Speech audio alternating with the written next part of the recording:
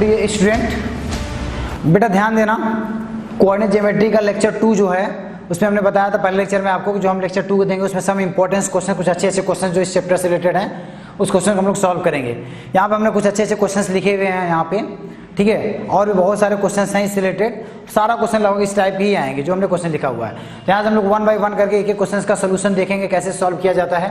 तो जैसे बात करेंगे अगर हम सबसे पहले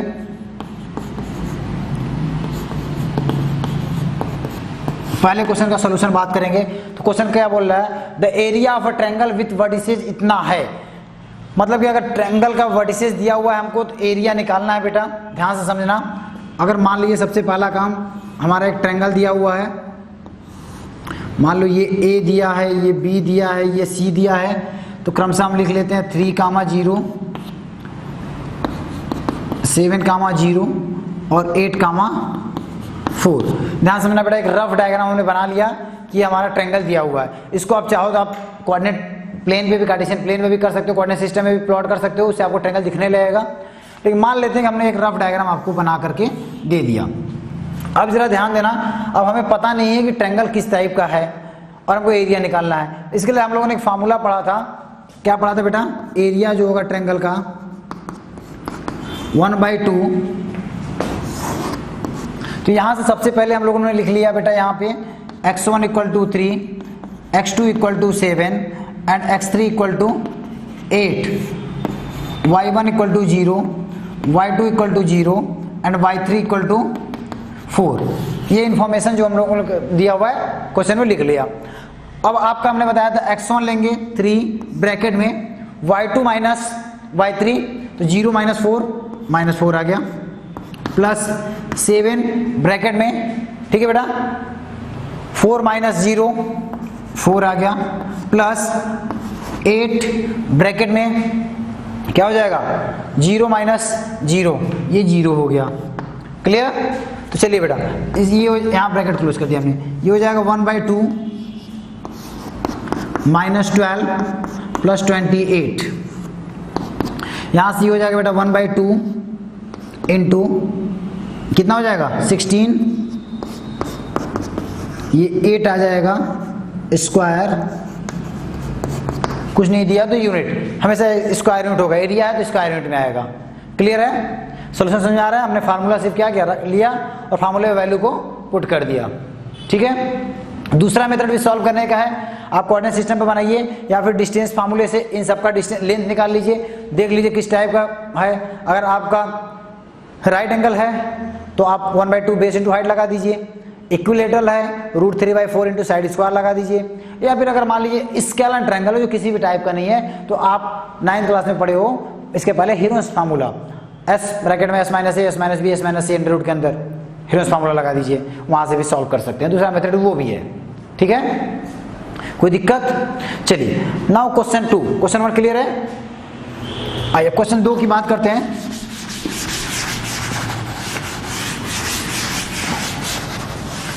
क्वेश्चन नंबर 2 की बात करते हैं। तो चलिए सॉल्यूशन 2 बात कर लेते हैं हम लोग। सॉल्यूशन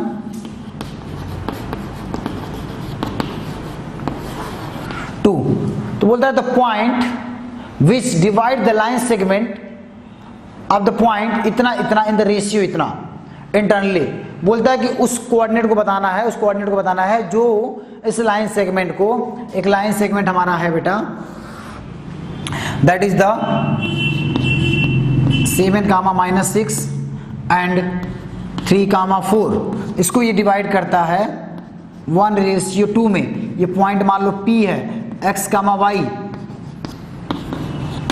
ठीक है बेटा, हमको पॉइंट P की वैल्यू पूछ रहा है, मतलब x और y की वैल्यू। तो हम लोगों ने पढ़ा, अच्छा एक क्वेश्चन दिया इंटरनली, मतलब लाइन हमारे इंटरनली डिवाइड कर रहा है।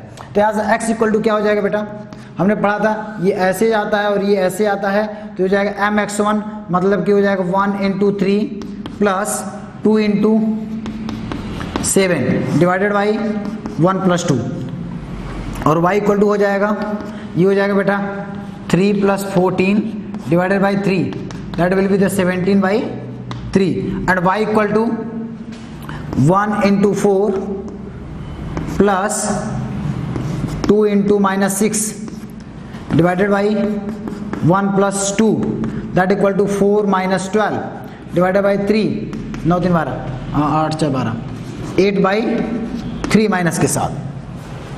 ठीक है बेटा, तो ये आ जाएगा आपका x, y, मतलब पॉइंट P जो आ जाएगा ये आ जाएगा 17/3 -8/3। अच्छा, क्वेश्चन पूछ रहा है the point which divide the line segment जो है पॉइंट इतना इतना इतना इंटरनली लाइज, कहाँ पॉइंट आपको निकल गया। अब पूछेगा किस क्वाड्रेंट में लाई कर रहा है, इस टाइप का क्वेश्चन को ये भी पूछ सकता है ना, किस क्वाड्रेंट में लाई कर रहा है। तो ध्यान देना बेटा, तुरंत साइन देख लेंगे हम यहाँ पे, ये प्लस है और माइनस है, और प्लस माइनस कौन सा क्वाड्रेंट होता है, तो this is in 4th quadrant.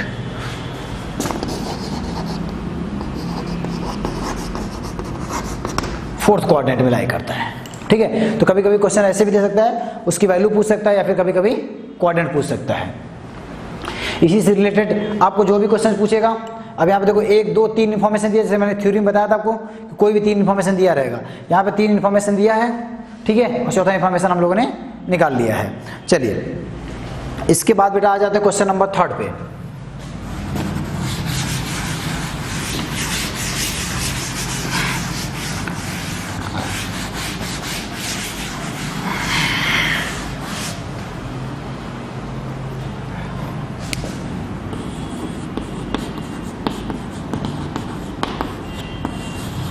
Solution 3।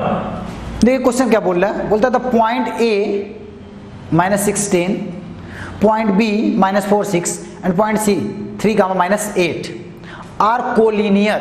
तो सबसे पहले आपको कोलिनियर, आर कोलिनियर है कि नहीं ये पूछ रहा है ना, इज यहां लिख देगा, इज।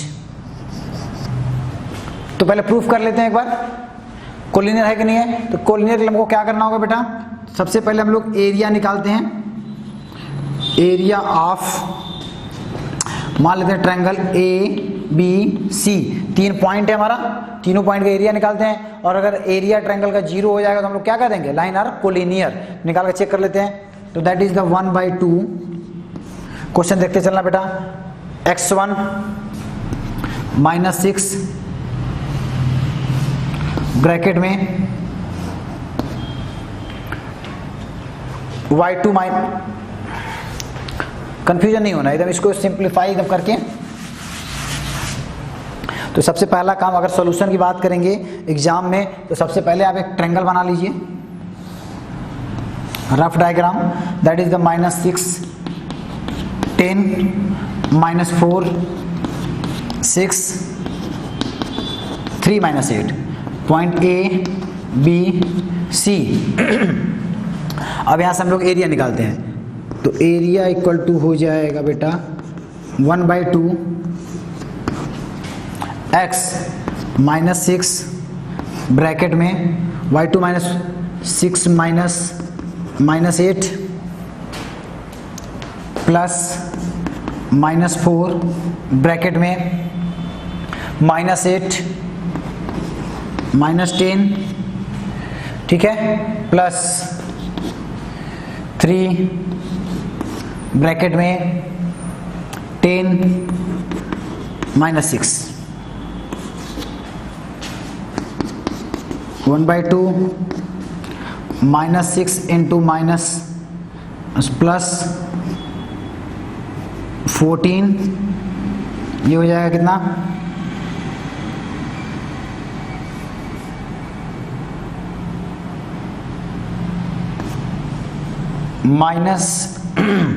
माइनस प्लस 10 18 चौक 72, ठीक है, ये हो जाएगा plus 12,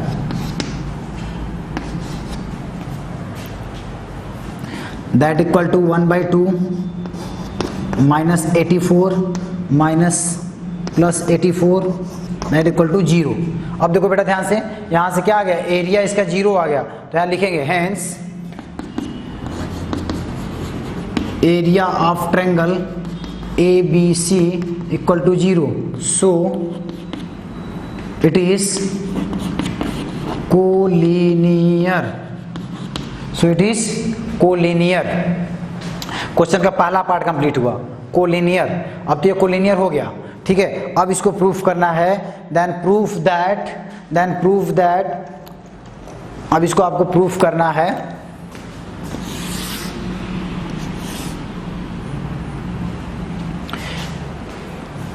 AB equal to 2/9 AC। तो AB निकाल लीजिए भैया। तो AB क्या हो जाएगा, डिस्टेंस फार्मूला से आप डिस्टेंस फार्मूला लगाइए, यहाँ पे क्या हो जाएगा x2 माइनस x1, तो ये हो जाएगा -4 माइनस माइनस प्लस 6 का होल स्क्वायर प्लस 6 माइनस 10 का whole square, that equal to कितना, अंडर रूट में ये हो जाएगा बेटा कितना 4, इधर से हो जाएगा प्लस 16, तो हो जाएगा अंडर रूट 20, तो हो जाएगा 2√5 इतना यूनिट। ठीक है, ए बी हमने निकाल लिया, दिख रहा होगा। चलिए इसके बाद फिर हम निकाल लेते हैं, यहाँ तक क्लियर विजिबल है, जगह तो नहीं बचा, नीचे वाला मिटा रहे हैं बेटा, ठीक है, ये वाला पोर्शन मिटा रहे हैं।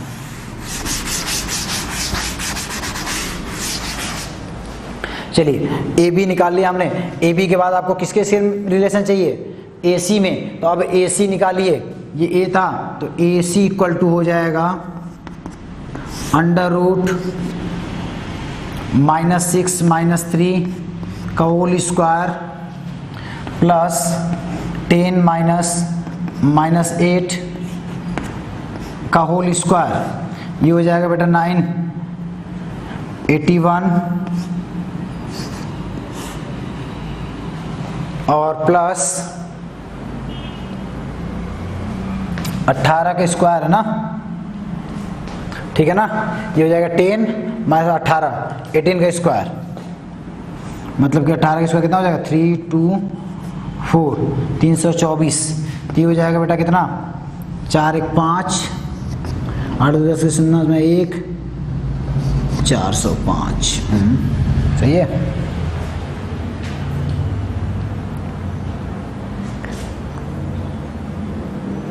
चलिए अब इसको हम लोग लिख सकते हैं, ध्यान समझना, एकदम सही आंसर आया है। इसको हम लोग लिख सकते हैं अंडर रूट 81 इंटू 5 लिख सकते हैं। बताओ 5 का 5 5 और 40 आ गया। तो क्या हम इसको ऐसे भी लिख सकते हैं कि ए सी इक्वल टू हो जाएगा 9√5, ए सी इक्वल टू 9√5। अब आपको रिलेशन पूछ रहा है ए बी इक्वल टू, तो हम लोग लिख सकते हैं यहाँ से कि A B equal to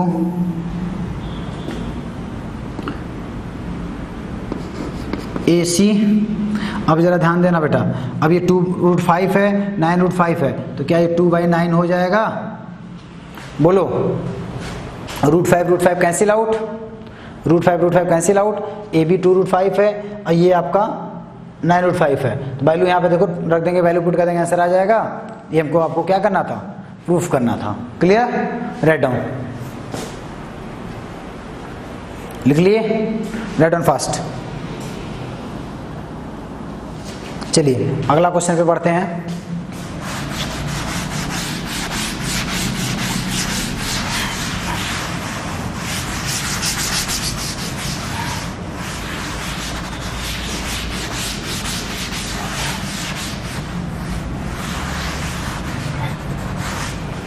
solution 4 की बात करते हैं।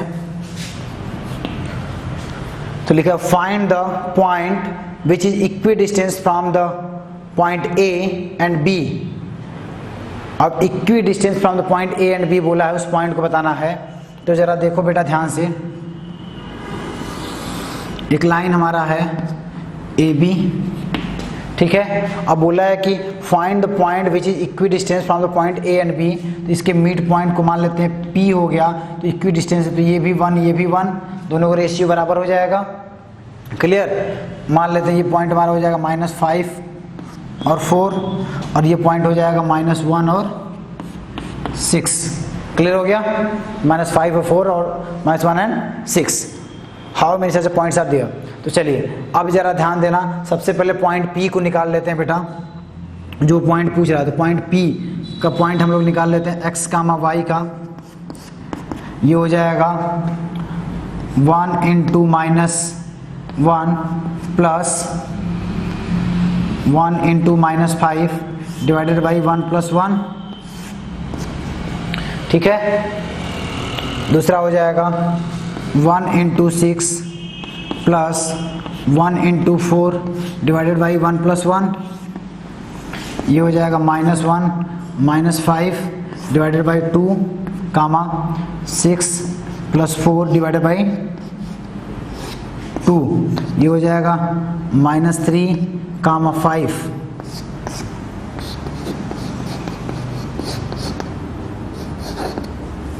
x कामा 3 क्या आ जाएगा -3 कामा 5। चलिए बेटा, अब x की वैल्यू हमारा निकल गया -3 कामा 5। अब यहाँ से आपको क्वेश्चंस क्या पूछा है,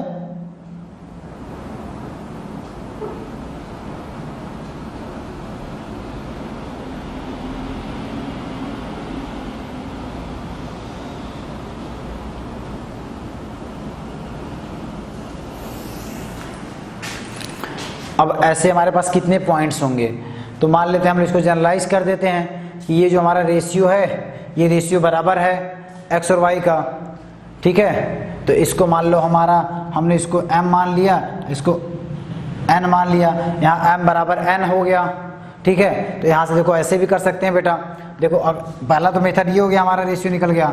दूसरा मेथड निकालने का तरीका ये हो गया कि हम यहाँ से ऐसे भी कर सकते हैं कि AP = BP होगा, क्योंकि दोनों बराबर है आपस में, तो AP² = BP² कर लेंगे, ठीक है। तो दोनों का डिस्टेंस फार्मूला से निकाल लेंगे, यहाँ से भी एक इक्वेशन बन जाएगा और यहाँ से इक्वेशन बन जाएगा, वहाँ से सोल्यूशन निकल गया। तो दूसरा मेथड ये हो गया, पहला मेथड ये हो गया, और ऐसे कितने पॉइंट्स होंगे, तो इक्वेशन बन गया, उसी पे पॉइंट्स हम लोग निकाल लेंगे, ठीक है। तो बेटा ध्यान से समझना, इस चैप्टर में और किस टाइप के क्वेश्चंस आ सकते हैं। तो पहला तो रेशियो इस टाइप के क्वेश्चंस आ गया। दूसरा क्या करेगा, ट्रायंगल का वर्टिसेस दे देगा, आपको पूछेगा which type of triangle and find the area, distance formula से उसके लेंथ निकाल लेंगे। तो पहले ट्रायंगल देख लेंगे किस टाइप का है, अगर तीनों साइड बराबर इक्विलेटरल, दो साइड बराबर आइसोसेलेस, कोई नहीं बराबर स्केलन। ध्यान देना,